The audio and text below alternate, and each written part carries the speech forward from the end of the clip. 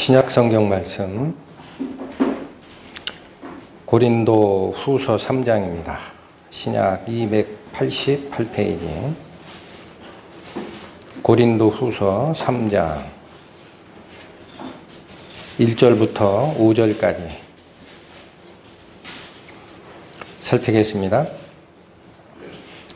우리가 다시 자천하기를 시작하겠느냐? 우리가 어찌 어떤 사람처럼 천거설을 너희에게 붙이거나 혹 너희에게 받거나 할 필요가 있느냐? 너희가 우리의 편지라 우리 마음에 썼고 뭇사람이 알고 읽는 바라. 너희는 우리로 말미암아 나타난 그리스도의 편지니 이는 먹으로 쓴 것이 아니요 오직 살아계신 하나님의 영으로 한 것이며 또 돌비에 쓴 것이 아니요 오직 육의 신비에 한 것이라. 우리가 그리스도로 말미암아 하나님을 향하여 이 같은 확신이 있으니 우리가 무슨 일에든지 우리에게서 난 것 같이 생각하여 스스로 만족할 것이 아니니 우리의 만족은 오직 하나님께로서 났느니라. 기도하시겠습니다. 하나님 아버지 감사합니다.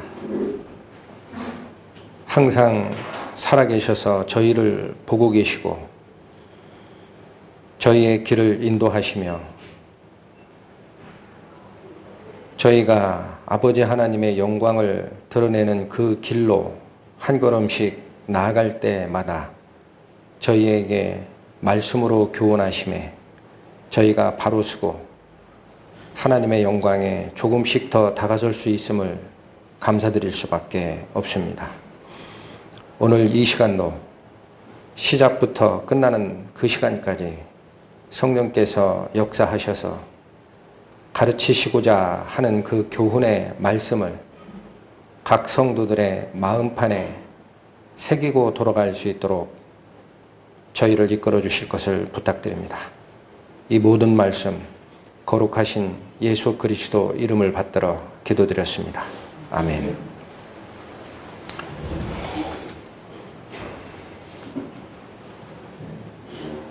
중국의 역사가요, 사마천, 아마 연대적으로는 BC 한 70년 전, 그러니까 예수님 태어나기 전이죠. 그때 살았던 분으로 기억하는데 중국의 그 사기라는 역사서를 기록했던 사마천은 이렇게 얘기했습니다. 남자는 자기를 알아주는, 인정해주는 자를 위해 목숨을 바치고 여자는 자기를 사랑해주는 남자를 위하여 모습을 꾸민다. 그런 말을 했고요. 그 다음에 미국의 심리학자이면서 교육가였던 존 두이라는 그분은 사람 속에 내재하는 가장 근본적인 욕구는 남에게 인정받고자 하는 욕구다. 그 말을 했어요. 그 다음에 또 미국의 굉장히 유명한 심리학자 중에 매슬로우라는 분이 있었습니다.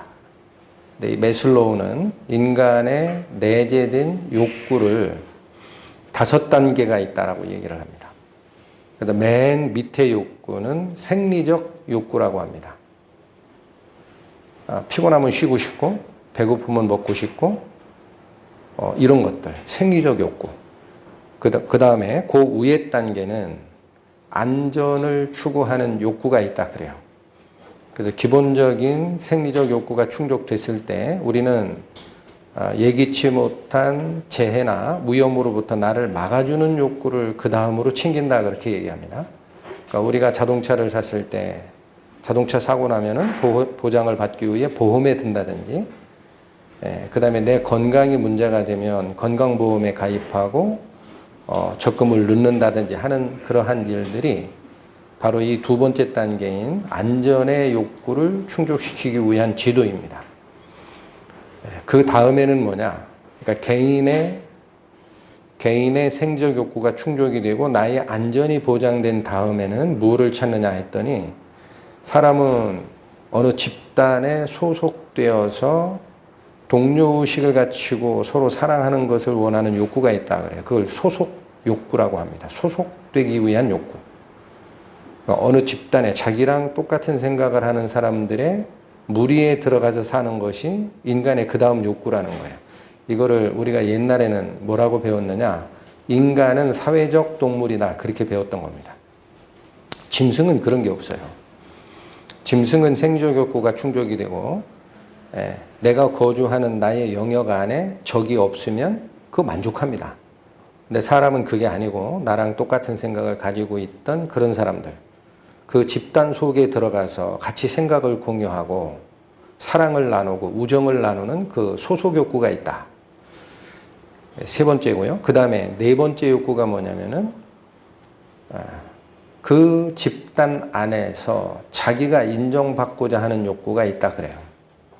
그 집단 안에서 내가 그나마 중요한 자다.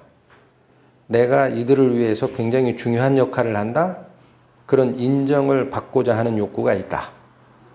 그 다음에 그 맨 위의 꼭대기는 자아실현 욕구라고 합니다. 그렇게 함으로써 내가 추구하고자 하는 나의 개인적 목적이나 인생의 유용성을 최종적으로 달성하고자 하는 욕구가 있다. 이걸 인간이 가지고 있는 5가지 기본 욕구다. 그렇게 얘기를 했습니다. 그런데 맨 밑에 있는 생리적 욕구에 관련된 그 우리 기본적인 그걸 뭐라고 그래요? 본능. 먹고 싶고 자고 싶고 혹은 뭐 표현하기 그렇지만 성욕도 그런 데 들어가고 이런 것들. 이런 기본적 욕구보다 이게 굉장히 강한 것 같아요. 그러니까 죄의 문제는 여기서 많이 나오는데 그러나 그 욕구보다도 네 번째 단계에 있는 욕구 있죠? 기억하시나요? 내가 인정받고자 하는 욕구. 내가 중요한 사람이다. 그 욕구가 5배 정도 강하다. 그렇게 얘기를 합니다. 그러니까 우리가 이게 굉장한 얘기죠. 그래서 그걸 이미 간파했던 분이 기원전 한 70년 정도쯤에 사셨던 중국의 역사가 사마천이었어요. 뭐라고 얘기했어요? 남자는 나를 인정해주는 자를 위해서 목숨을 내놓는다 그랬죠. 자, 그런데 내가 남에게 인정을 받고자 하는 이 욕구, 이거를 사람들은 어떻게 평하느냐면요. 좋다 그럽니다. 좋은 거다. 왜 그러냐면 그 소속된 집단 안에서 내가 굉장히 중요한 일을 하고 그게 칭찬을 받을 때 사람들은 노력하려고 한다는 거예요. 무리를 위해서도 노력하고 내가 남에게 지적질 안 받으려고 자아를 실현하는 욕구도 있고 그러니까 그것이 사회 발전의 원동력이다라고까지 얘기를 합니다. 그걸 잘 이용을 하라 그렇게 얘기를 해요. 이게 사람들이 보는 인정 욕구를 바라보는 시각입니다. 그런데 오늘 본문에 읽었던 이 성경 말씀을 보시면요. 바울의 입을 통해서 성경이 말씀하시는 바는 어떻습니까? 반대입니다. 여기 뭐라고 얘기하셨어요? 5절 한 번만 더 읽겠습니다. 우리가 무슨 일이든지 우리에게서 난 것 같이 생각하여 스스로 만족할 것이 아니라 그래요. 일부만 무슨 일이든 그러면서 정의를 해줍니다. 우리의 만족은 이게 바로 사람들이 추구하고자 하는 자아실현, 욕구, 자기만족, 효용극대화예요. 그러나 그 목적 함수가 성경에서는 뭐라고 했냐? 우리의 만족은 오직, 이 말은 이것밖에 없다라는 거예요. 우리를 만족시키고 우리가 추구하고자 하는 인생의 목적은 오직 하나님께로서 났다라는 얘기를 합니다. 앞절에는 뭐는 아니다라고 했어요? 스스로 만족할 것이 아니다 그랬어요. 그러니까 정반대죠. 자, 그래서 오늘 본문에 일단 읽으셨던 요 1절에서 5절까지도 우리에게 가르침이 있기 때문에 이 내용을 일단 간략하게 설명을 드리겠습니다. 지금 고린도 후서 3장은 고린도 지역에 거주했던 성도들에게 두 번째 편지를 쓴 거예요. 첫째 편지에서는 굉장히 강하게 교훈을 했었습니다. 너희가 다른 사람들, 나는 아볼로파다, 나는 게바파다, 나는 바울파다, 나는 그리스도에 속한 자다 해서 파당을 나누고 싸우고, 심지어는 어때요? 음행 사건도 제대로 구분을 못하고 음행이 교회 속에 들어와 있는데도 너희가 그들을 용납하고 있다. 이건 큰일이다. 그런 지적의 편지를 썼던 게 전서라면, 후서는 전서에서 했던 그 지적에 대해서 고린도 교회가 돌이키는 작업이 있었습니다. 그런데 아직도 문제가 있다라는 거예요. 그래서 어떤 게 문제냐면, 그 당시 그리스 지역에 복음이 전파되면서 고린도 교회가 굉장히 큰 교회로 자리를 잡는데, 사도 바울을 괴롭혔던 것이 뭐냐?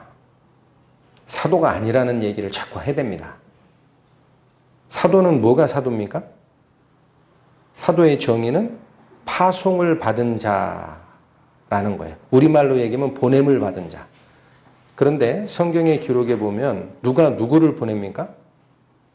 예수님이 제자 중 12를 택하여 보내어 전도여행을 보냅니다. 그게 바로 예수 그리스도께서 직접 보낸 자들만이 사도인데, 사도 바울은 예수님과 같이 생활한 적이 없다 이 얘기예요. 근데 어떻게 사도냐? 그래서 바울의 사도성을 부인하는 논란이 굉장히 많았었습니다. 고린도 교회에. 그리고 이 바울이 얘기하는 진정한 복음에는 뭐를 자꾸 배척합니까? 할례 받는 문제. 그거 아니다 그러잖아요. 안식일이나 음식을 가르는 문제, 율법적인 행동, 그거 아니다라고 자꾸 가리키니까 예루살렘 교회에 있었던 12사도들은 유대 전통에 따라 그걸 굉장히 중요하게 여겼지 않습니까? 근데 그게 아니고, 그게 믿음의 본질이 아니고 오직 예수 그리스도를 바라보는 믿음과 은혜가 전부다라는 가르침이 바울의 입에서 나가기 시작하니까 이게 문제가 생겼어요. 갈등의 문제가.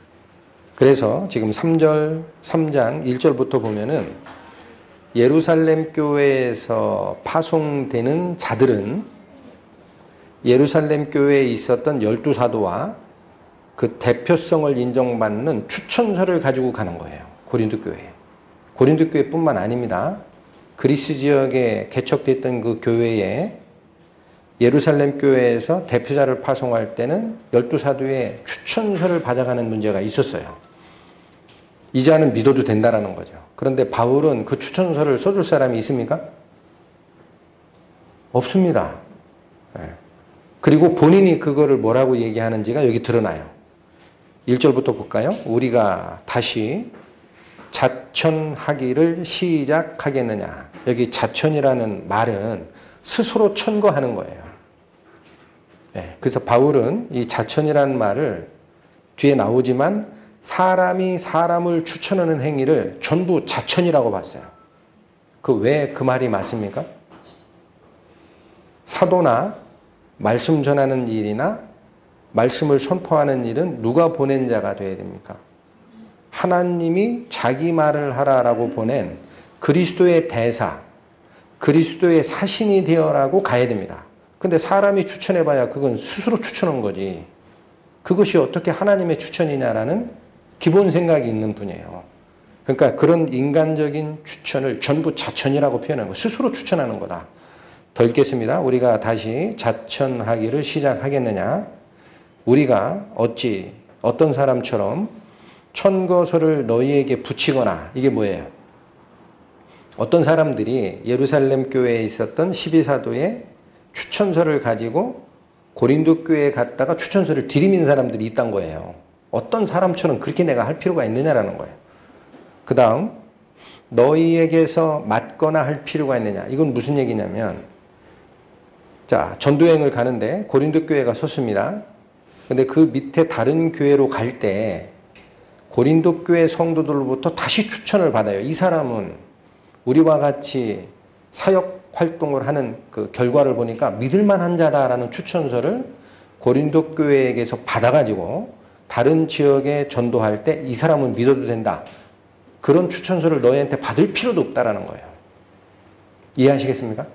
고린도 교회에 내가 가서 복음을 전할 때 사람의 추천서가 필요 없듯이 고린도 지역에서 다른 쪽에 가서 복음 전할 때도 고린도 교회 성도들의 평가서를 받아서 가는 이유가 나는 없다라는 거예요. 사람의 추천이기 때문에. 그게 그 말입니다. 이해하셨죠? 다시 읽겠습니다. 우리가 다시 자천하기를 시작하겠느냐. 우리가 어찌 어떤 사람처럼 천거서를 너희에게 붙이거나 추천서를 너희에게 주거나 혹 너희에게서 받거나, 이 말은 너희로부터 추천서를 받거나 할 필요가 있느냐라는 질문을 합니다. 그 필요 없다라는 거예요. 그러시면서 2절 3절이 바울이 생각하는 증거다라는 거. 이게 바로 진정한 추천의 증거다 하고 얘기하기를 너희가 우리의 편지라 그래요. 여기 편지는 추천서입니다. 누가 추천서의 증거라고요? 너희 고린도 교회에 있는 성도들이 바로 내가 사도임을 하나님이 증거하는 추천서의 증거물이 너희라는 거예요. 다시 읽겠습니다. 너희가 우리의 편지라. 우리 마음에 썼고 무사람이 알고 또 읽는 바라. 여기 읽는다는 표현을 썼죠. 그게 추천서라는 거예요. 너희가 곧 증거다. 3절 너희는 우리로 말미암아 나타난 나오죠? 그리스도의 편지. 여기도 이 편지가 추천서예요. 자, 그러니까 사도 바울이 생각하는 추천은 사람의 인정을 받는 추천서가 아닙니다. 그리스도가 나에게 사도권을 주고 나에게 복음 전파의 능력과 권한을 주어서 너희 지역에 가서 교회가 형성된 그 결과가 바로 내가 사도권을 가지고 있다라는 추천의 증거다. 그 얘기입니다. 그리스도가 한 추천서하고 같다. 더 읽겠습니다. 이는 먹으로 쓴 것이 아니요 오직 살아계신 하나님의 영으로 한 것이며 또 돌비에 쓴 것이 아니요 오직 육의 신비에 한 것이라. 교회가 형성되는 그 역사는 율법적인 십계명 돌판 거기에 새긴 그 개념하고 다르죠. 어떻게 우리가 교회가 형성이 되나요? 신약에? 하나님의 복음을 받고 회개하고 돌아왔을 때 그리스도의 성령으로 인치심을 받는 것이 신약 성도들이 태어나는 원리입니다. 그러니까 신비에 쓰는 거란 얘기예요. 신약 교회의 교회가 생성되는 원리가 돌판에 쓰는 율법적 조문과 다르다라는 거예요. 우리의 심령에 하나님의 성령으로 인치심을 받는 우리 마음속에 비석에 새기는 그 활동이기 때문에 너희가 그리스도를 영접하고 교회가 형성된 그것이 곧 내가 전한 복음의 증거고 추천서고 그렇다라는 거예요. 다른 거 필요 없다. 이해하셨습니까? 네. 자, 4절 우리가 그리스도로 말미암아 하나님을 향하여 이 같은 확신이 있다. 그러니까 어떤 교회가 형성이 되고 또 말씀 전하는 일이 씨앗이 뿌려지고 하는 것은요. 우리가 여기서도 받아야 될 교훈이 있습니다. 사도 바울의 이 사례처럼 사람이 인정해서 교회가 쓰거나 그들의 계획대로 교회가 쓰는 게 아닙니다. 성령의 역사하심이 그 속에서 끌고 가는 게 있어요. 안 보이지만. 안 보입니다. 눈에. 그러나 반드시 그 역사가 같이 했을 때 교회가 형성되고 교제가 새로워지고 교훈이 다시 반포되고 하는 거예요. 근데 그런 교훈은 지금 여기서 오늘 살피고자 하는 핵심은 아닙니다. 그러나 여기 본문이 얘기하는 바가 있기 때문에 같이 살핀 거고 오늘 주로 살피고자 하는 것은 5절입니다. 5절. 자, 그런 확신을 가지고 있었어요. 사도 바울이. 근데 5절에 뭐라고 하냐. 우리가 무슨 일이든지 우리에게서 난 것 같이 생각하여 스스로 만족할 것이 아니니. 이 말의 의미는 뭘까요? 계속 얘기한 게 뭐예요? 나는 인간의 추천서를 받아간 적이 없다. 그러나 고린도 교회에 바로 너희와 같은 마음의 신비의 성령의 인치심이 일어났던 이 역사의 증거가 곧 내가 그리스도에게서 사도권을 받고 복음을 전한 추천의 증거 아니냐라는 확신을 가지고 있어요. 그러나 그 일마저도 어떻게 생각할 게 아니라 그랬어요? 우리에게서 난 것처럼 생각하여 스스로 자족하고 스스로 만족할 일이 아니다라는 거예요. 왜 그렇습니까? 후반절에 나오는 이유입니다. 그 일을 누가 하셨기 때문에? 하나님과 성령이 이끄셨기 때문에 후반절이 뭐예요? 우리의 만족은 어디서 온다? 오직 하나님께로서 낳느니라. 자랑할 것은 아무것도 없다라는 얘기입니다. 내가 만족하고 내가 인정받고 그런 과정과는 어떻습니까? 반대다라는 거예요.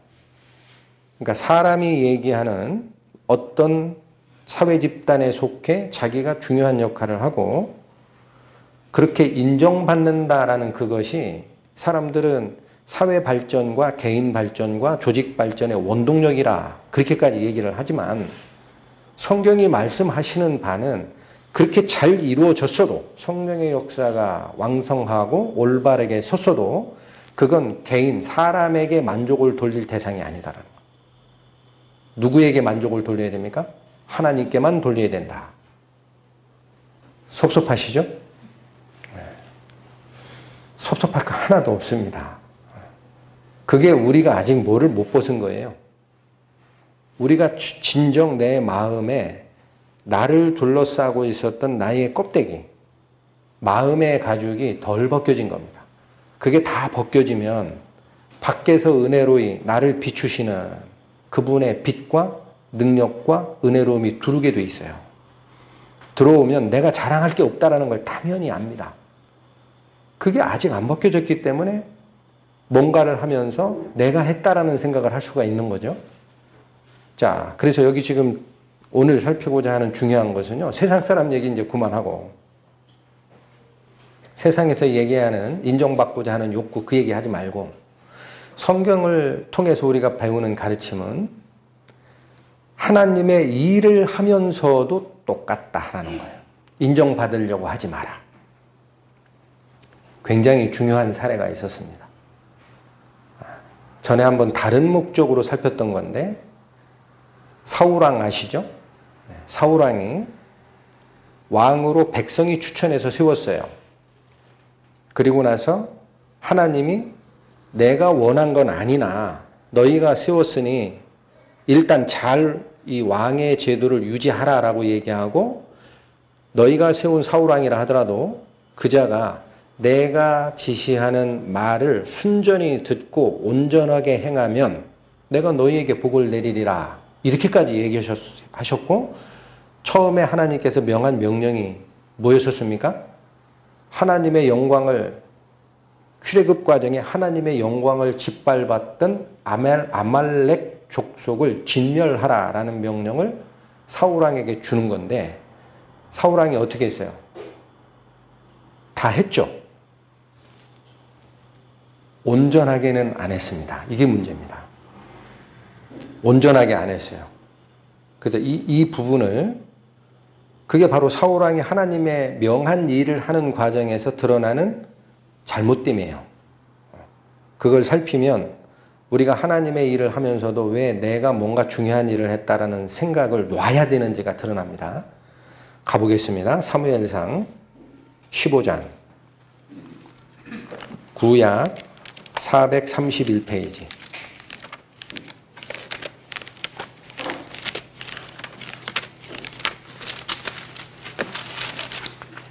사무엘상 15장이 바로 이 아말렉과 전쟁을 명하고 사울왕이 그걸 수행하는 과정을 설명한 겁니다. 자, 먼저 3절 보세요. 이건 하나님의 말씀이 사울왕에게 주어진 겁니다. 지금 가서 아말렉을 쳐서 그들의 모든 소유를 남기지 말고 진멸하되. 자, 진멸의 대상이 나옵니다. 남녀와 소아와 젖 먹는 아이와 우양과, 이건 소와 양이에요. 약대와 나귀를 죽이라 하셨나이다. 명령이 어떻게 나갔습니까? 다 죽여라 라는 거예요. 사람도 다 죽이고 뭐도 다 죽여라?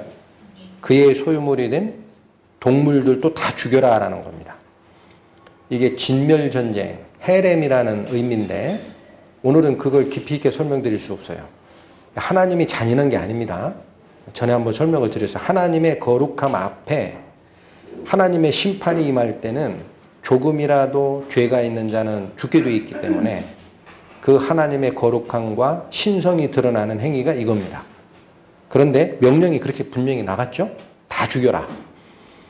그런데 사울왕은 어떻게 했어요? 다 하고 나서 9절에 가보세요. 사울과 백성이 아각과 그 양과 소의 가장 좋은 것 또는 기름진 것과 어린 양과 모든 좋은 것을 남기고 다 죽였습니까? 일부 남겼습니까? 남겼습니다. 그리고 진멸키를 즐겨 아니하고 가치 없는 것은 다 진멸하니라. 자세히 보십시오. 사람 중에 누구를 살려왔습니까? 누구를 살려왔어요? 아각을 살려와요. 아각이 누구예요? 아말렉 쪽의 왕입니다. 왕은 안 죽이고 붙잡아 왔어요. 그리고 짐승 중에서는 뭐를 살려와요? 좋은 것. 그러면 하나님의 명령을 지켰나요? 일부 온전하게 지키지 않았나요? 온전하게 지키지 않았어요. 자, 근데 이걸 남겨오는 과정이 뒤에 지금 살필 건데 드러납니다. 왜 그러냐면 사울왕이 자기의 업적을 드러내려고 또 자기가 백성에게 인정받고자 남기는 거예요. 왜? 백성이 세운 왕이니까. 하나님은 세우지 말라라 그랬는데 백성이 세운 왕이거든요. 사울왕은. 그러니까 하나님보다 그 위에 역사하시는 하나님보다 나를 추천했던 백성들에게 내가 인정받고 싶은 거예요. 그래서 이걸 남긴 겁니다. 자, 그 다음에 분명하게 다 수행하지 않았는데도 사울왕의 입에서는 뭐라고 자기 고백을 하느냐. 그게 20절과 21절에 나옵니다. 보겠습니다. 뭐라고 나와요? 사울이 사무엘에게 이르되 나는 실로, 이건 진실로 그런 얘기예요. 나는 진짜로 여호와의 목소리를 청종하여 했다고 나오죠? 나는 진짜 여호와의 목소리를 청종했습니다.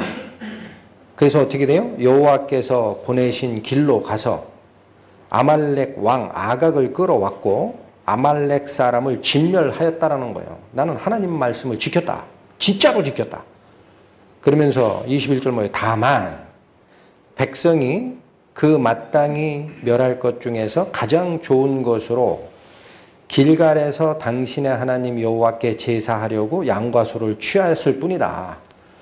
양과 염소를 취한 이유가 하나님께 감사의 제사로 쓸 제물 때문에 살려온 거지 나는 하나님의 말씀을 진실로 다 지켰다 그렇게 얘기하죠.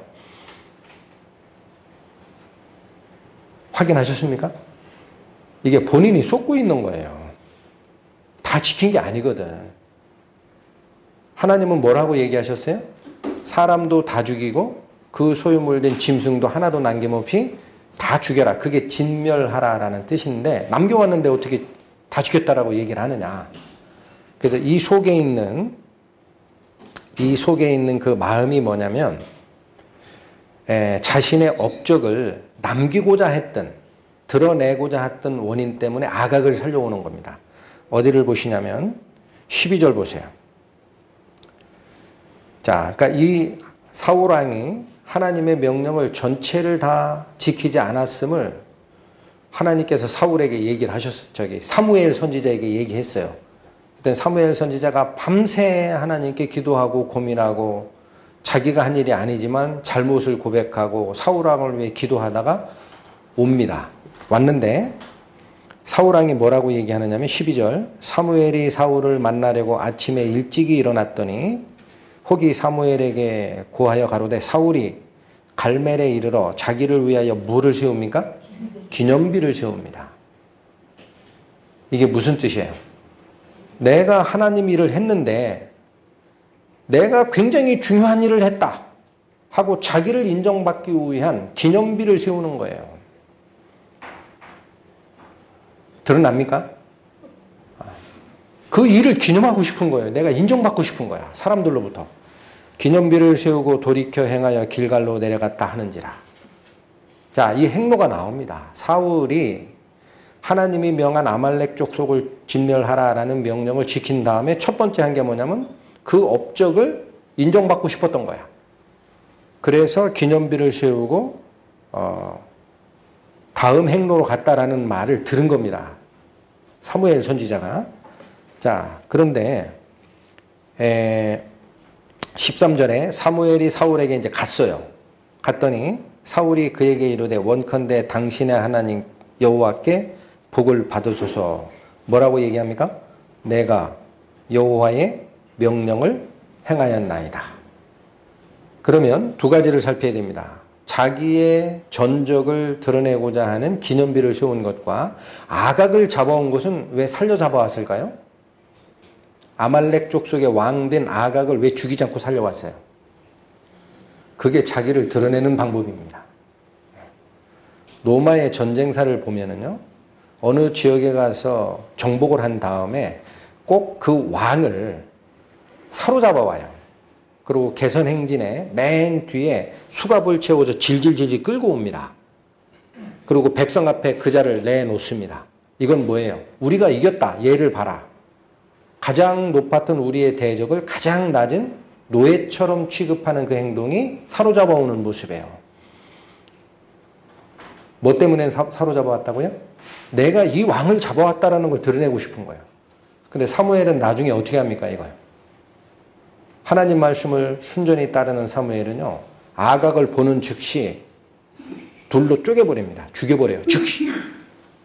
왜 사울 왕께서 죽이라고 했는데 살려왔어?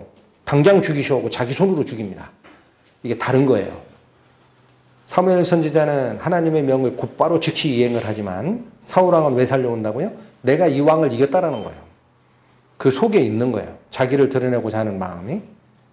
자, 그런데 이게 지금 계속 대화가 오고 가다가 아까 20절, 21절에서는 그 앞에 보시면은 사무엘 선지자가 사울 왕의 행적을 지적하는 게 있습니다. 다 죽이라고 하는데 왜 살려왔어요? 라는 말을 해요. 했더니 20절, 21절을 변명이라고 한 겁니다. 내가 진실로 여호와의 명령을 지켰다. 그런데 왜 살려왔는지 아느냐? 백성들이 제사 드리려고 남기자 하는데 그래서 살려왔다. 이건 뭐예요? 그거 뭐 잘못됐냐? 그런 얘기예요. 하나님께 경배하는 예물로 남겨온 것이 뭐가 잘못됐냐? 그리고 나서 22절에 그 유명한 말씀이 사무엘 선지자의 입을 통해 나옵니다. 하나님께서 당신의 말을 순종하는 것보다 염소나 양 잡아서 제사 드리는 걸 더 좋아하는 줄 아느냐. 순종이 제사보다 낫다. 엄히 명합니다. 그러니까 사울왕은 그 말씀 앞에 이제 자백을 합니다. 내가 죄를 졌습니다라고 해요. 이제는. 그 말이 어디에 나옵니까? 30절이죠. 잠깐만요. 24절에 먼저 나옵니다. 보겠습니다. 사울이 자, 이 24절에 여기도 참 자세히 보면 재밌어요. 24절에 내가 죄를 졌습니다라는 고백이 나오는 근거가 뭐냐면요. 하나님께서 당신의 말씀을 순종하는 것보다 제사를 드리는 것을 더 좋아하는 게 아니다라는 말씀 바로 밑에 나온 게 아니고 하나님이 그런 분인데 사울왕 당신이 온전하게 청종을 하나님 말씀을 순종을 하지 않아서 23절에 선언이 나갔어요. 뭐라고 선언 나갔어요? 읽어볼까요? 이는 거역하는 것은 사술의 죄와 같다 그랬어요. 하나님 말씀을 거역하는 것은 사술이라는 건 점쟁이한테 가는 거예요. 그런 죄라는 얘기야. 그 다음에 완고한 것은 사신의 우상에게 절하는 죄와 같다. 우상 숭배하고 똑같다 그건. 왜 그래요? 하나님보다 다른 걸 더 어렵게 여기고 그걸 중요하게 여겼기 때문에. 하나님이 서야 될 통치자의 자리에 다른 가치관이 서 있는 거죠. 이 지적하면서 뭐라고 합니까? 왕이 여호와의 말씀을 버렸으므로 여호와께서도 왕을 버려 왕이 되지 못하게 하셨다. 이 선언이 나가니까 회개하지 않던 사울왕이 내 왕권을 하나님이 뺏는다고? 그리고 나서 꼬꾸라진 게 24절이에요. 내가 죄졌다 그래요. 근데 이 과정도 잘 보십시오. 사울이 사무엘에게 이르되 이제 사울왕이 선지자한테 자기 고백을 하는 거예요. 내가 범죄하였나이다. 하나님 앞에 이제서 꼬꾸라집니다. 왕권 뺏겠다고 하니까. 그러면서 뭐라 그래요? 내가 여호와의 명령과 당신의 말씀을 어긴 이유가 있다 또 그래요. 어긴 것은 후반절 잘 읽으십시오. 내가 백성을 두려워하여 그 말을 청종하려고 했기 때문에 어길 수밖에 없었다 그래요. 그러니까 이 당시 사울왕의 마음속에는 나를 왕으로 추천했던 백성들만 눈에 보이는 거예요. 이들의 마음에 내가 인정을 받는 왕이 되겠다. 근데 그 위에 왕을 세웠던 고난이 주어지고 가지고 계신 여호와는 두려움의 대상이 아닙니다. 나를 백성의 왕으로 추천했던 백성들의 의견이 더 중요해요. 그런데 백성이 두려워가지고 그 말을 따를 수밖에 없었다. 내가 죄 지은 건 맞지만. 드러납니까? 누구의 인정을 받고자 하는 마음이 있는 거예요? 사울왕 안에는. 하나님의 인정보다 백성의 인정을 받고 싶었던 거예요. 그래서 기념비도 세우고 아각도 현장에서 죽이라는 명령을 거역하고 질질 끌고 와서 자기가 정복자다라는 걸 은근히 드러내고 싶었던 것이고, 그 다음에 범죄를 고백하는 이 순간마저도 하나님을 무서워해서 내가 한 게 아니라 백성이 무섭기 때문에 그 말 들으려고 다 하다 보니 죄질 수밖에 없었네요. 그 고백을 한 겁니다. 이게 고백이 여기서 끝나지가 않습니다. 사무엘 선지자는 뭐라고 얘기를 해요? 그래도 하나님께서 당신이 하나님의 말씀을 청종치 않은 그 죄가 있기 때문에 왕에서 버렸다라고 하고, 나는 그러면 사울왕 당신하고 관계없이 내 집으로 갈래요 하고 떠납니다. 그랬더니 사울왕이 가만히 보니까 이거 백성 앞에서 선지자한테 하나님 말씀 청종치 않았다라고 실컷 정죄받고 비난받고 또 어떻게 됐어요? 왕권을 뺏겠다라는 선언이 되고 나서 선지자가 떠나버리면 사울왕은 백성 앞에 무슨 꼴이 됩니까? 무슨 꼴이 돼요? 나를 백성 앞에 인정받는 자로 쓰려고 했다고 어떻게 돼요? 사상누각이 아니라 저 밑에 지하로 떨어진 추락한 상태가 되지 않겠어요? 그러니까 이 사울왕이 마지막에 뭘 요구하는지를 보셔야 돼요. 사무엘 선지자한테 나랑 같이 있으십시오 그래요. 떠나지 마십시오. 그래서 옆에서 조언도 해주시고 하나님을 섬기는 과정에 당신의 도움이 필요합니다. 그 고백을 하면서 얘기하는 게 30절입니다. 보겠습니다. 사울이 가로되 내가 범죄하였을지라도, 이 말은 하나님께 잘못은 했지만 그런 얘기예요. 범죄하였을지라도 청하옵나니 내 백성의 장로들의 앞과, 장로라는 건 누군지 아시죠? 백성의 지도자들입니다. 그들의 앞과 이스라엘 앞에서, 그러니까 평백성 앞에서 나를 높여달라는 얘기예요. 나를 높여달라 좀 제발. 나를 높이사 나와 함께 돌아가서 나로 당신의 하나님께 경배하게 하소서. 이자가 요구하는 게 뭡니까? 내가 하나님께 잘못했으니 나의 죄를 하나님께 고백하는데 당신이 도와주세요. 그런 얘기 한 적이 없습니다. 뭐 때문에 같이 있자 그래요? 내 체면이 말이 아니게 됐다라는 거예요. 내가 왕인데 명색이. 승리했는데 그 일 조금 청종 안 했다고 내가 죄가 진 거 확실한 것 같은데, 그래도 당신이 좀 옆에 있어가지고 백성들의 두령들과 백성들 앞에 나를 좀 높여달라 그러잖아요. 보입니까? 자, 이 사례가 뭐냐면요. 분명히 사울왕이 하나님의 말씀을 듣고 아말렉 족속과 전쟁을 하고 이기고 돌아온 것은 사울왕의 일을 한 겁니까? 하나님의 일을 한 겁니까? 하나님의 일을 한 겁니다. 그런데 왜 문제가 생겼어요? 하나님의 일을 하면 하나님의 말씀에 순전히 청종해서 하나님의 뜻을 높이고 그분의 영광을 드러내야 되는데, 그 일 했다 내가 자랑스럽다 하고 백성에게 인정받고자 하는 마음 때문에 아각도 살려오고 기념비도 세우고 가고 뭐라 그래요? 마지막에 백성 앞에서 내 체면 좀 높여주고 가시오 그러잖아요. 이 말이 그 말입니다. 백성 앞에 내 체면 좀 세워주고 가라. 당신이 나를 이렇게 질책하고 가면 내가 어떻게 되겠냐. 보입니까? 굉장히 어려운 얘기지만 우리가 새겨야 됩니다. 하나님의 일을 하면서도 하나님의 백성들 사이에서 내가 중요한 자고 어떤 일을 했다라는 것을 인정받으려는 마음이 사울왕을 이렇게 삐뚤어진 길로 가게 하는 거예요. 그 마음을 버리라 라고 합니다. 성경에서는. 그 왜 그래요? 왜 그게 맞습니까? 우리가 누굽니까? 지위가. 그리스도인이라고 부르잖아요. 그리스도인이란 말이 무슨 뜻입니까? 그리스도의 사람이라는 거예요. 우리는 그리스도의 피로 사신받은 그의 백성이라는 뜻입니다. 그게 그리스도인의 의미입니다. 그러면 우리가 뭘 위해 살아야 되겠어요? 나의 인정, 나의 공로를 드러냄, 그걸 위해서 사는 게 아니고 그리스도의 공로와 그분을 통해서 은혜를 허락하시는 하나님의 자비와 영광을 드러내기 위해서 살아야 됩니다. 그게 그리스도인이 살아가는 목적입니다. 그러니까 나의 인정을 드러낼 수가 없는 겁니다. 그리스도인이라면. 그게 굉장히 중요한 원리라는 거예요.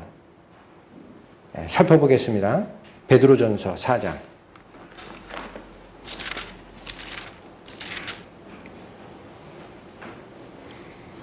신약 381페이지 10절과 11절 베드로 전서 4장 10절 11절 각각 은사를 받은 대로 하나님의 각양 은혜를 받은 선한 청지기 같이 서로 봉사하라. 이게 교회가 이루어지는 교회 안에서 어떤 일들이 진행되는 원리인데 전제가 뭡니까? 은사를 받은 대로 하라는 거예요. 은사는 뭡니까? 하나님께서 주신 어떤 일을 할 수 있는 능력이 교회를 위해서 사용될 때 그걸 은사라 그래요.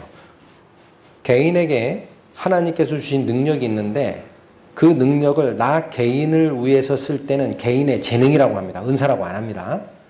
근데 내가 부여받은 나의 남보다 뭔가 뛰어난 그런 능력을 어디를 위해서 사용할 때? 교회. 하나님의 일. 그걸 위해서 사용할 때 그걸 은사라고 얘기를 합니다. 그러니까 그 은사를 받은 대로 하나님의 각양 은혜를 받은 선한 청지기 같이 서로 어떻게 하라고 돼 있어요? 봉사하라. 이 말을 다른 번역본으로 바꾸면 섬기라라는 거예요. 섬기라는 건 어떻게 해야 섬깁니까? 그 사람 밑으로 들어가야 섬깁니다. 섬긴다라는 게 종이 섬기는 패턴이에요. 그 밑에 무릎 꿇고 발 닦아주고 그 사람을 높이는 게 그게 섬기는 거예요. 예수님이 언제 이걸 본을 보였습니까? 돌아가시기 전날 6월절 만찬석상에서 제자들 앞에 본을 보였죠. 만찬을 먹고 난 다음에 어떻게 하셨어요? 겉옷을 벗으시고 허리에 수건을 띠신 다음에 대에다 물을 떠서 제자들의 발을 하나씩 다 씻기셨습니다. 그러고 얘기하셨어요. 내가 이 일을 하는 이유가 뭔지 아느냐? 나중에 너희도 이렇게 섬겨라는 뜻이다. 그게 섬기는 자세입니다. 은혜를 받으면 그렇게 섬겨라는 거예요. 근데 11절 보세요. 만일 누가 말하려면 하나님의 말씀을 하는 것 같이 하고 누가 봉사하려면 하나님의 공급하시는 힘으로 하는 것 같이 하라. 자, 이 말씀도 우리 개역한글 성경에서 번역이 조금은 본뜻을 드러낼 수 있는데 약간 부족해요. 이 말을 이렇게 이해하기 쉬워요. 내가 할 때 이 말의 의미가 내가 할 때 내 은사, 내 재능이 교회를 위해서 썼잖아요. 그러니까 내 재능이 사용되는 게 맞는데 하나님이 공급한 말을 한 것처럼 그렇게 포장을 하고 내가 누구에게 봉사한 게 맞는데 하나님이 공급하시는 힘으로 한 것처럼 포장하라. 그런 의미로 느껴지지 않습니까? 우리말 성경에. 맞죠? 하는 것 같이 하라라는 표현이 그러나 이게 지금 약간 오해하게 돼 있는 번역입니다. 다른 번역본을 보세요. 새번역 성경. 거긴 이렇게 돼 있어요. 너희가 말을 하려면 하나님의 말씀을 전파하는 사람답게 하라는 거예요. 같이라는 말이 답게. 또 너희가 봉사하려면 하나님께서 주시는 힘으로 봉사하는 사람답게 하라라는 거예요. 그러니까 우리가 원래 말씀을 전할 때 누구 말만 전해야 되는 것입니까? 하나님이 공급하는 말만 전해야 됩니다. 그러니까 그런 입장에 서 있는 말씀 전하는 자라면 반드시 하나님의 주신 말씀을 전하는 것답게 네가 겸손하게 하라 그런 얘기예요. 네 얘기하지 말고. 똑같습니다. 봉사할 때 어떻게 해야 돼요? 각양 은혜를 받았으면 하나님께서 공급하시는 기본적 내 재능도 하나님이 주신 겁니다. 그 재능으로 하고 또 그분이 원하시는 그 뜻을 따라 내가 성도를 섬기는 사람처럼 자세를 낮춰서 해야지 네가 잘나서 했다라는 자세를 취하지 말라라는 것이 이게 본 뜻이에요. 우리말 성경은 포장하라라는 의미로 이해할 수가 있게 되어 있습니다. 어감이. 그게 아닙니다. 아시겠죠? 근데 왜 그렇게 하라라고 그래요? 후반절 읽겠습니다. 왜 그렇게 하라? 이는 범사에 예수 그리스도로 말미암아 하나님이 영광을 받으시게 하려 함이라. 본래 네가 해야 할 취할 그 사람의 본분을 벗어나지 말고 하라는 거예요. 말씀을 전할 때 하나님이 주신 말씀 전하는 것 자인 것을 잊지 말고 하고 교회에게 성도에서 봉사할 때는 내 재능이 사용되지만 하나님이 주시는 그 공급하는 힘으로 하는 자의 자세를 잊지 말고 교만하지 말라 그런 뜻입니다. 왜 그렇게 해야 되느냐? 그래야 모든 일에 누구의 영광이 드러나요? 내 영광이 아니고 하나님의 영광이 드러나게 하려고 그렇게 해야 된다. 내가 내 재능으로 하고 내 말주변으로 하고 내 능력으로 했다라는 생각이 내 마음속에 있으면 하나님의 능력이 영광이 드러납니까? 그럴듯하게 포장한 거죠. 속에는 아닌데 그렇게 하지 말라라는 얘기입니다. 모든 은사로 성도를 섬길 때 그렇게 하라. 이유가 뭐냐? 모든 힘의 근원, 모든 능력의 근원, 모든 은혜의 근원이 어디에서 나온 거기 때문에? 하나님과 그리스도의 은혜에서 나온 거기 때문에. 그걸 전하는 자가 한마디로 뭐라고 얘기한다고요? 크리스찬입니다. 그리스도인. 나는 그리스도의 사람입니다. 라는 뜻이. 그러니까 그분을 위해서 이러는 게 맞죠. 그러면 여기도 그러니까 우리가 여러 번 하나님의 영광 얘기를 상고를 하고 말씀을 들었는데 하나님의 영광을 어떻게 하면 드러냅니까? 실질적인 질문을 하나 던지는 거예요, 제가. 우리 분명히 배웠습니다. 그리스도인도 하나님의 영광을 드러내게 하고 네가 먹든지 마시든지 무엇을 하든지 하나님의 영광을 위해 하라. 말씀들이 수도 없이 옵니다. 그러면 내가 어떻게 하는 게 하나님 영광을 드러내는 걸까요? 생각해 보셨습니까? 어떻게 하면 드러내요? 실질적으로. 찾아보겠습니다. 시편 50편.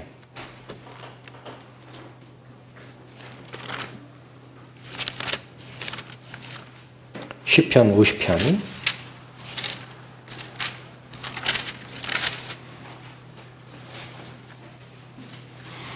15절 말씀.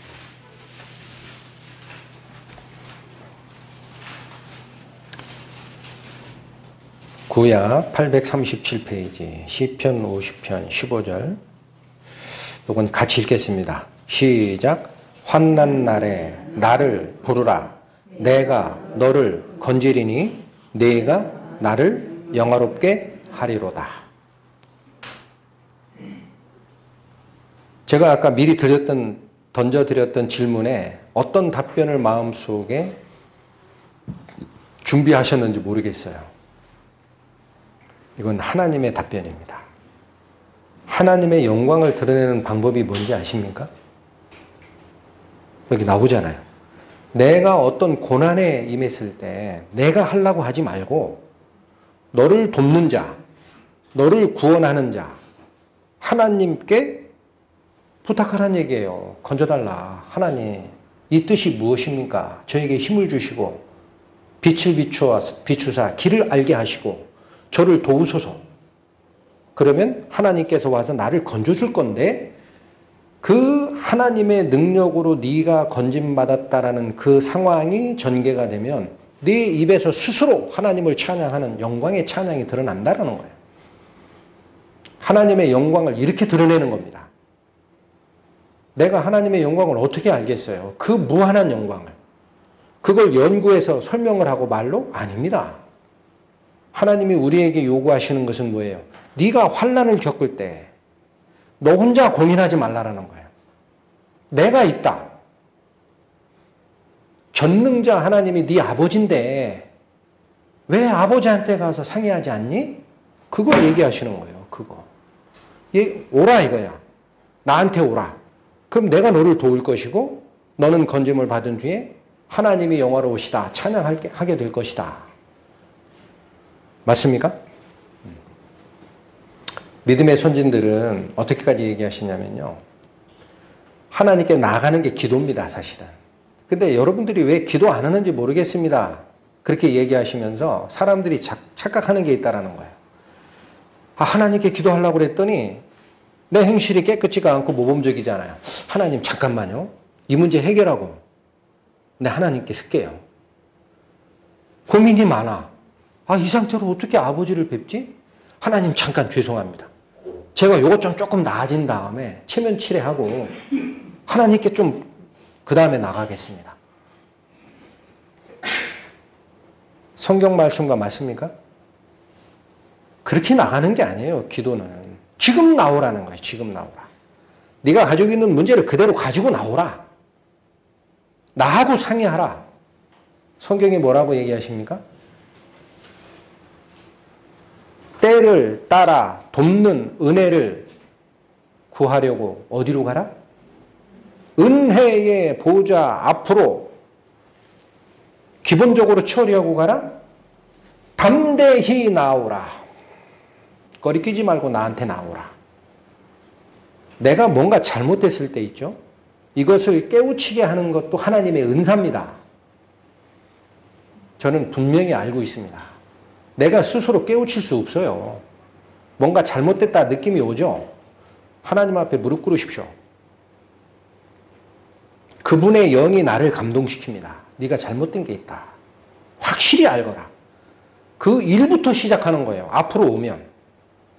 나는 요만큼 티가 묻은 줄 알고 꺼리끼다가 은혜의 보좌 앞에 담대히 나가라. 그 말씀에 용기를 얻고 가봤더니 하나님은 뭐라고 하냐면 그건 아무것도 아니고 너 딴 게 많아.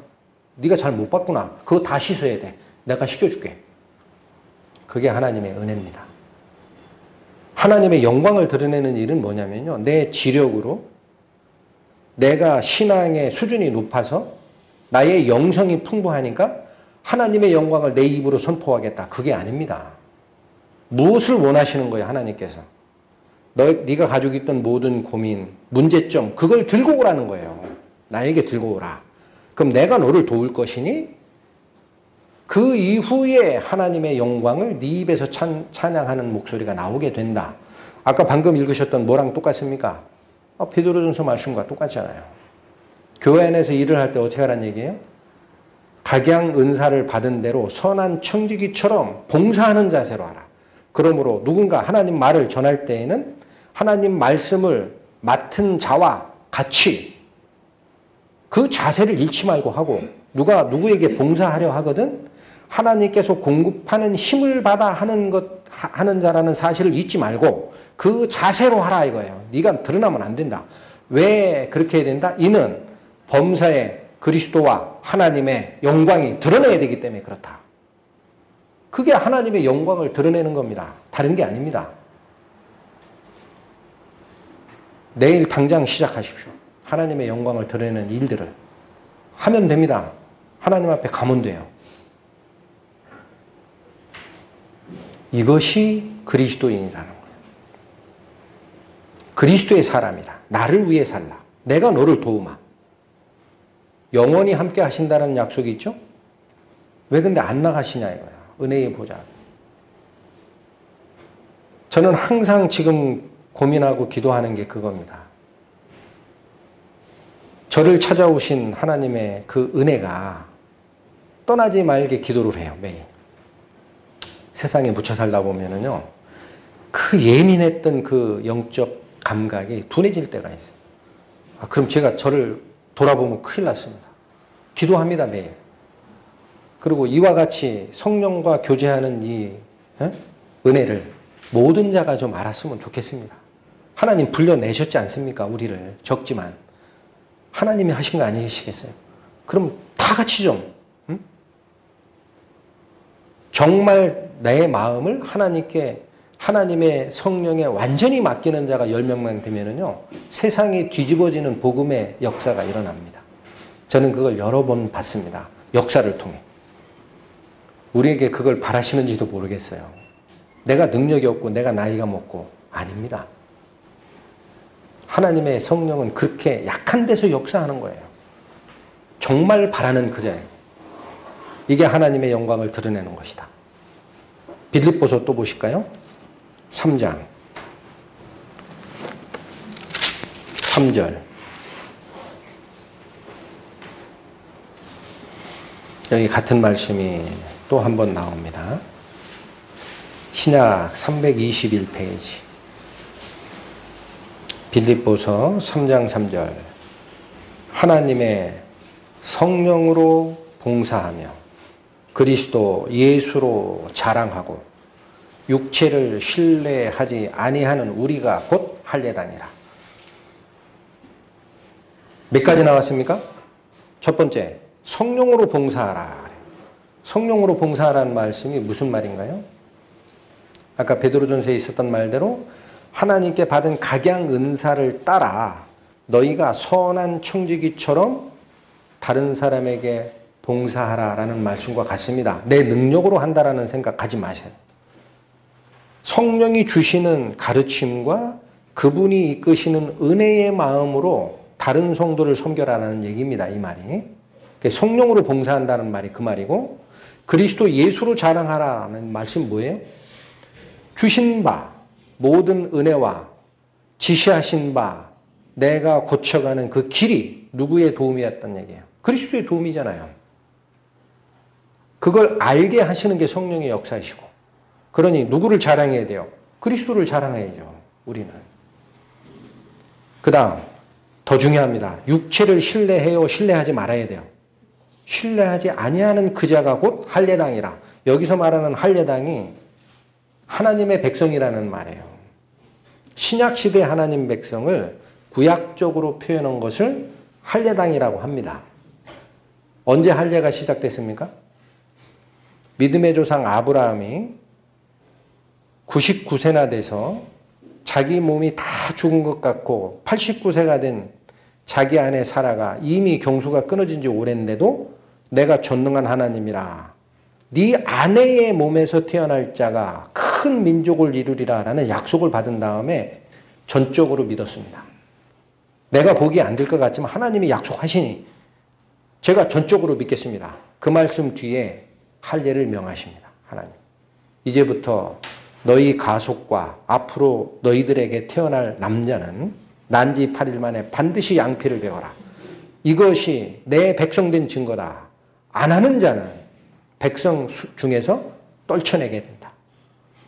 그게 형태적 의를 드러내는 구약의 약속이었다면, 신약은 이스라엘 백성이 선택된 민족이 아니고 그리스도의 은혜로 구원받은 우리가 곧 하나님의 백성 아니겠습니까? 그게 이 할례당이라는 뜻이에요. 새로운 할례당이 생겼다. 다시 말하면 새로운 하나님의 백성이 신약시대에 형성이 되고 있다. 근데 그러한 크리스찬이라면 어떻게 하라고요? 성령으로 봉사하고 그리스도로 자랑을 삼고 나를 신뢰하지 마라. 나를 드러내려고 하지 마라. 나의 능력이 드러나고 내가 인정받고 세상 사람들이 얘기하는 메슬로우의 욕구 5단계 필요 없다라는 거예요. 사마천이 얘기했던 선비는 자기를 알아주는 자를 위해서 목숨을 바친다? 그건 인간적인 거다 이거예요. 성경이 가르치는 바는 뭡니까? 너희가 온전히 그리스도 속으로 들어오라는. 너희가 온전히 그리스도의 속으로 들어오라. 너희가 내 안에 거하고 내가 너희 안에 거하면 너희가 많은 열매를 맺으리라. 누가 하시는 거예요? 그리스도께서 하시는 거예요. 내가 그 속으로 들어가니까. 너를 드러내려고 하지 마라. 그게 하나됨입니다.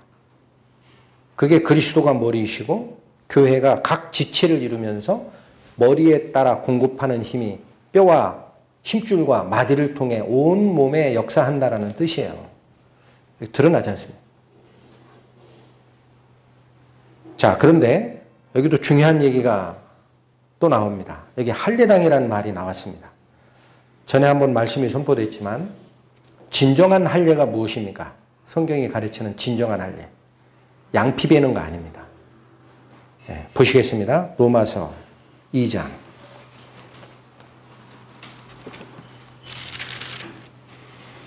신약 241페이지.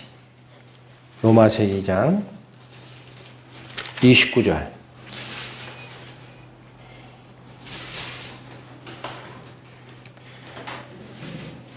오직 이면적 유대인이 유대인이며. 자, 이면이라는 말은 여기 잠깐 보실까요? 이게 종이에요. 그러면 글씨 쓰는 여기를 표면이라고 합니다. 이면은 뒤쪽을 얘기합니다.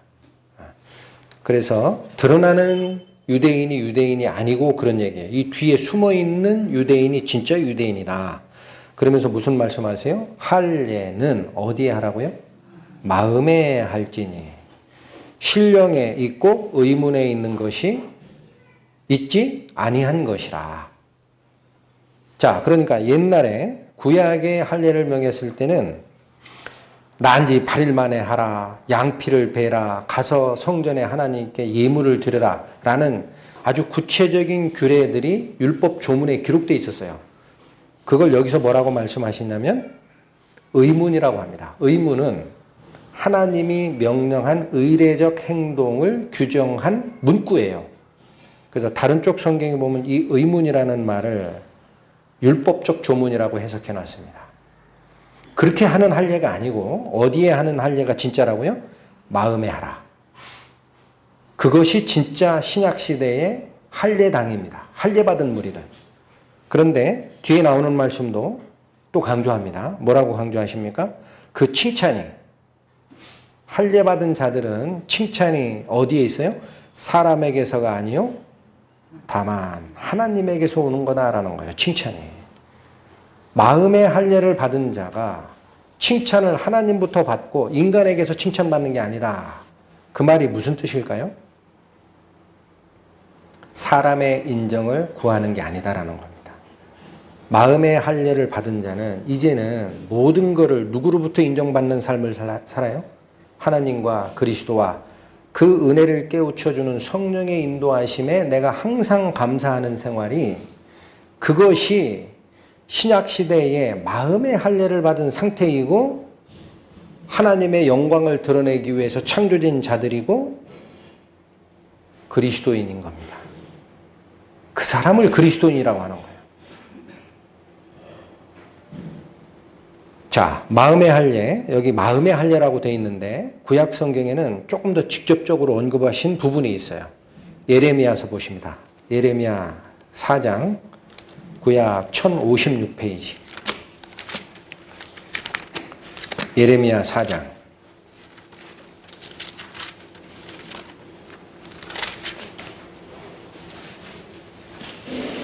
4절 말씀 보겠습니다. 유다인과 예루살렘 거민들아, 너희는 스스로 할례를 행하여 너희 마음 가죽을 베고 나 여호와께 속하라. 좀 특이한 말씀하셨죠? 유다인과 예루살렘 거민들은 이 당시 구약에서 이미 할례를 한 자들입니다. 언제 했어요? 난지 8일 만에. 그러신데 하나님이 뭐라고 얘기하세요? 유다인과 예루살렘 사람들아, 너희는 스스로 할례를 다시 하라는 거예요. 양피 가죽 베는 그 할례가 아니다라는 거예요. 그러면서 뭐라고 그래요? 너희 마음 가죽을 베라는 얘기야. 그게 할례라. 그게 다시 해야 할 할례다. 양피를 베라, 마음 가죽을 베라. 마음 가죽을 베라. 이게 마음의 할례는 거예요. 아까 얘기한 신약에. 마음 가죽을 거죽을 잘라내야 뒤에 나옵니다. 가죽을 베고 이건 엔드예요. 그리고 나 하나님 여호와께 속하는 과정을 경험하라라는 거예요. 경험하라. 그러니까 마음의 가죽을 베지 않은 자는 하나님께 속하는 방법이 있습니까? 없습니까? 이 말씀을 따르면 없는 거예요. 형식적으로만 하나님 백성으로 숨기는 거죠. 마음의 가죽을 베면 어떻게 하나님께 속하게 되나요? 어떻게? 우리는 사람들이 가르치는 가치관과 사람들이 생각하는 것처럼 내가 어떤 무리 속에서 중요한 자고 내가 그 무리를 위해서 어떤 일을 했고 이런 거를 자아 실현 욕구에 따라 나의 인정을 자꾸 드러내려고 합니다. 그걸 싸고 있는 것이 뭐예요? 내 마음의 맨 바깥에 있는 바운다리입니다. 내 마음의 맨 밖에 있는 경계선. 그런데 그거를 하나님은 뭐라고 하냐? 그게 마음에 가죽이 있다 그래요.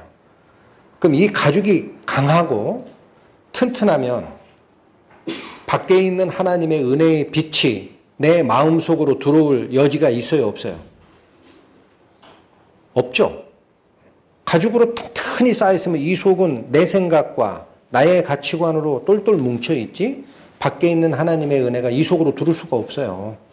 그러니까 성경이 말씀하시는 것은 그 마음을 싸고 있는 가죽을 베란 얘기예요. 그러면 뭐가 들어와요? 밖에 있던 하나님의 은혜의 빛이 내 마음 안까지 들어오게 됩니다. 그것이 여호와께 속하는 방법이라는 겁니다. 내 마음 가죽을 베고 나를 드러내려고 하지 말고 내 속에 하나님의 영광과 은혜와 능력을 끌어들여라. 그것이 여호와께 속하는 방법이라는 거예요. 이게 마음의 할례입니다. 그러니까 자, 아까 제가 예를 들었듯이 하나님의 일을 하는 거. 우리가 여기 지금 전제를 잘 깔아야 됩니다. 하나님의 일을 한다라고 하면서도 오늘의 가르침의 핵심이에요. 내가 뭔가를 했다. 내가 굉장히 열심히 했다. 그런 말을 다른 사람에게서 인정을 받으려고 하거나 칭찬을 받으려고 하는 그 일이 별거 아닌 것 같아요. 당연히 칭찬하는 거 맞지. 그러나 그걸 중심으로 쫓아갔던 실패한 사례가 누구냐? 사울왕이라는 거예요. 분명히 하나님 일을 하셨는데 백성들 앞에 자기의 공적을 드러내려고 기념비 세우고 현장에서 죽이라 한 명령을 어기고 왕 아각을 끌어오는 것은 내가 승리자라는 표시를 드러내는 것이고 또 내가 범죄하지 않았다. 나는 진실로 하나님의 명을 이행을 했다라고 우기다가 선지자의 입을 통해 다 죽이라고 그랬는데 순행한 게 아니지 않소. 제사 드리는 것보다 하나님은 당신 말씀을 순종하는 게 더 중요한 거를 왜 모르고 이와 같이 당신이 하나님 말씀을 어겼기 때문에 하나님께서 당신의 왕을 이제 폐위하셨소. 그 선언이 나갈 때 어이쿠 큰일 났다. 내가 죄졌습니다. 고백하는데 여전히 뭐가 따라다녀요? 이유가 따라다닙니다. 내가 그렇게 한 이유가 있다. 백성을 두려워했기 때문이다. 마지막에 자기를 떠나려고 하는 선지자 사무엘을 붙들고 바짓가랑이에 붙들고 요구한 게 뭐였습니까? 나랑 좀 같이 있자. 나를 이렇게 땅바닥에 내 체면을 다 떨어뜨려 놓고 가시면 어떻게 합니까? 백성들의 장로와 이스라엘 민족들 앞에 나를 좀 높이사 하나님을 섬기게 하고 가십시오. 이자가 뭘 바라보고 있었습니까? 사울왕이 계속 백성을 보는 거예요. 그 인정을 받고자 하는, 사람 눈에 인정을 받고자 하는, 그게 잘못된 길로 끌고 간 것이 보이지 않습니까? 그러니까 뭐예요? 하나님의 일을 하더라도 내가 했다라는 생각하면 안 됩니다. 내가 지혜롭고 내가 남보다 능력이 있고 혹은 이 부분은 내가 남보다 잘할 수 있다. 물론 잘하니까 맡기는 거예요. 그러나 그렇게 생각하는 것은 뭐를 요구하는 거예요? 사람의 인정을 자꾸 바라는 겁니다. 그게 사울왕의 마음이었다라는 거예요. 그러나 아까도 말씀드렸지만 그리스도인은 누구의 영광을 드러내는 게 살아가는 목적입니까? 그리스도의 영광입니다. 그분의 도우심의 결과물을 내가 증언할 수 있고 간증이 그것이 돼야 되고 그것이 하나님의 영광을 드러내는 거예요. 그러니 그걸 드러내려면 나는 어떻게 됩니까? 부인돼야 됩니다. 미안하지만 성경이 가르치잖아요. 그리스도께서 너희가 내 제자가 되려면 자기를 부인하고 매일 십자가를 지고 나를 따르라. 부인하라, 인정하라, 자기를 부인하라 하잖아요. 내가 한 게 아니다 그러잖아요. 그렇게 부르심을 받았던 게 누굽니까? 아까 살펴봤던 사무엘상에 있던 사무엘 선지자가 그렇게 부름을 받았어요. 과정도 참 중요합니다. 사울왕은 백성이 추천한 왕이지만 사무엘 선지자가 하나님 말씀을 받을 때 하나님 말씀의 첫 번째 한 말이 있습니다. 그 어린 사무엘이 주여 말씀하소서 이 종이 듣겠나이다. 하나님 말씀을 얘기해 주십시오. 나는 그걸 반드시 듣겠습니다. 똑같습니까? 다릅니까? 전혀 다릅니다. 하나는 하나님 편에 서 있는 자예요. 하나는 내가 드러나야 된다는 생각을 가진 자. 그러니 똑같이 하나님의 일을 하더라도 우리는 누구를 위해서 일을 하고 누구의 영광이 드러나야 되는 거예요? 그리스도의 영광과 그분이 공급하는 도움으로 내가 이 위기에서 탈출했노라. 그 간증이 드러나는 자가 진정한 크리스찬이라는 얘기입니다. 이것이 가르침입니다. 고린도전서 3장 보시겠습니다. 고린도전서 3장 신약 266페이지 18절부터 20절까지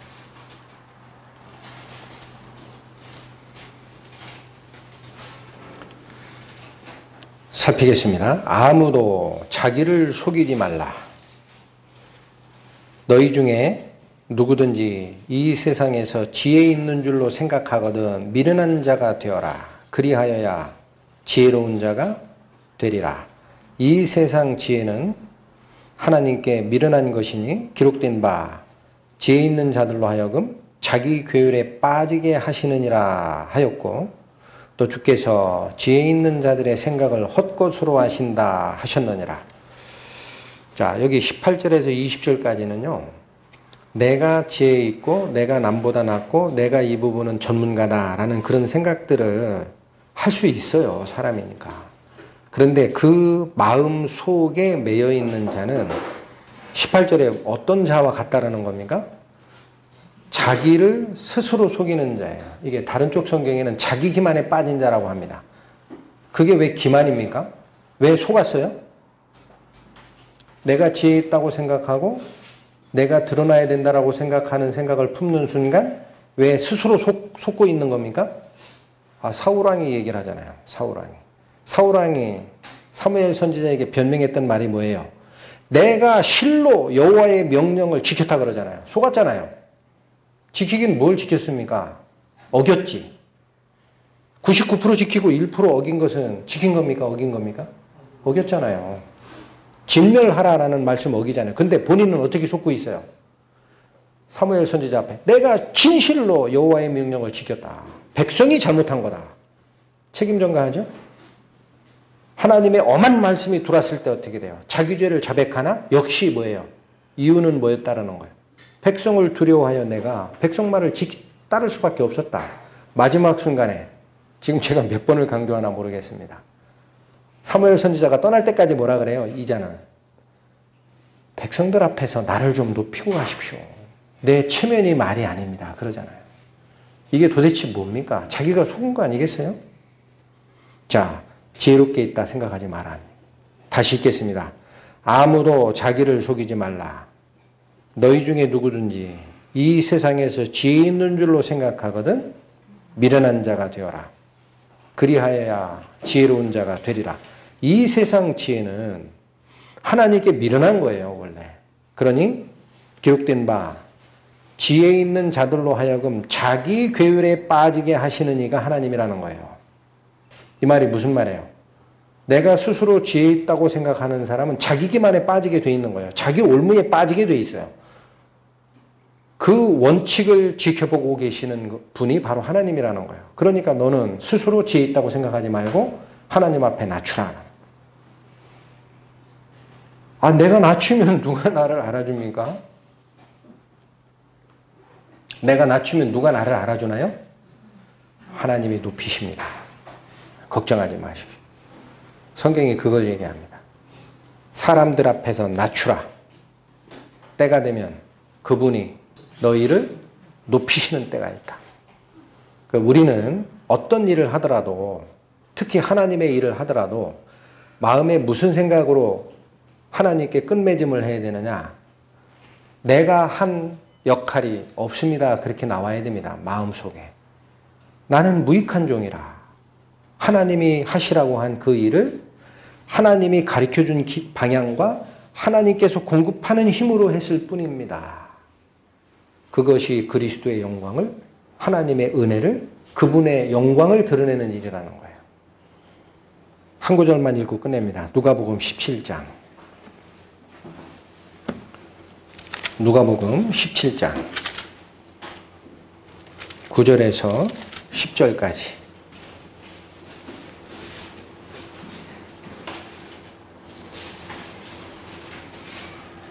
누가복음 17장 9절과 10절. 이것도 다 같이 봉독을 하겠습니다. 시작. 명한 대로 하였다고 종에게 살해하겠느냐? 이와 같이 너희도 명령받은 것을 다 행한 후에 이르기를 우리는 무익한 종이라 우리의 하여야 할 일을 한 것뿐이라 할지니라. 억울하게 생각하지 마십시오. 이것이 하나님의 영광을 드러내는 그리스도인의 마땅한 바입니다. 하나님께서 바로 그걸 원하시고 우리를 구하시길 원하시고 우리에게 능력 주심을 원하시고 맨 끝에 하나님의 도움으로 내가 온전케 되었느니라 라는 간증을 원하시는 거예요. 하나님이 우리에게 바라시는 거예요. 자, 오늘 말씀 여기서 마치겠습니다. 기도하시겠습니다. 하나님의 은혜를 감사드립니다. 저희는 육신에 속하여 우리 생각의 울타리 안에 갇혀 있을 수밖에 없는 그런 존재들이었습니다. 내가 드러나야 되고 내가 인정받아야 되고 그러다 보니 하나님의 영광은 마음 가죽 밖에서만 존재했었고 내 마음 속으로 들어올 길이 없었습니다. 이걸 알게 하시고 이 교훈을 우리 마음판에 새겨주시게 하시고 남은 시간을 하나님과 그리스도의 영광만을 선전하게 살아갈 길을 가르쳐 주신 하나님께 감사를 드리며 이 모든 말씀 거룩하신 예수 그리스도의 이름으로 기도드렸습니다. 아멘.